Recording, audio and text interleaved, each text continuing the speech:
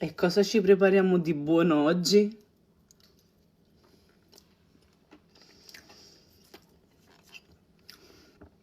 Una buonissima cheesecake.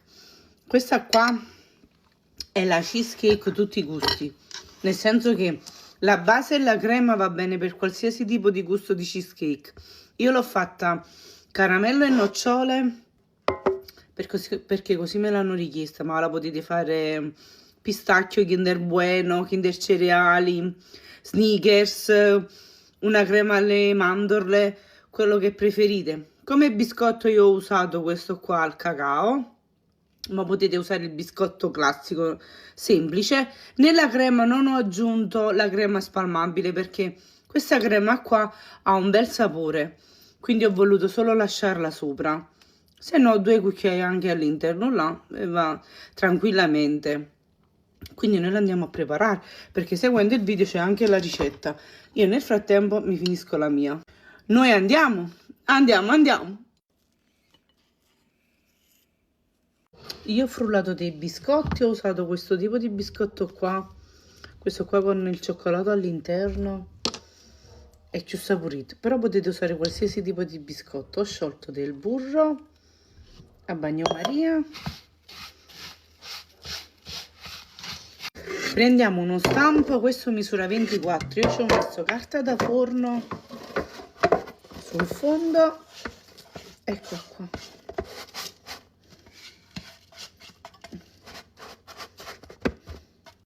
Ecco qua, questo qua lo metto in frigo e ci prepariamo la crema. Per la crema ho messo mascarpone e zucchero a velo in planetaria e faccio lavorare. Ecco qua, a questo punto aggiungo panna per dolci fredda da frigo.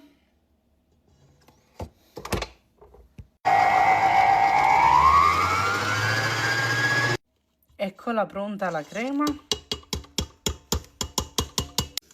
Ne ho fatta anche una piccolina perché poi apriremo questa qua, perché quella non la posso aprire, devo andare a cena, non la posso aprire proprio, quindi mettiamo un po' qua, poi sistemerò il resto della crema qua. Io questa qua adesso la copro e la faccio stare tutta la notte in frigo. Dovete far stare almeno 4-5 ore. Come crema sopra mettiamo questa qua, le nocciole e caramello. Me l'ha richiesta la persona dove devo andare a cena. Ha detto: Maria, io sono sicura che tu porterai il dolce, fai quello che vuoi, qualsiasi cosa, ma mi devi mettere questa crema qua. L'ha assaggiata, è una crostata morbida con questa crema qua e se ne sono innamorati, quindi io adesso ci metto questa crema qua.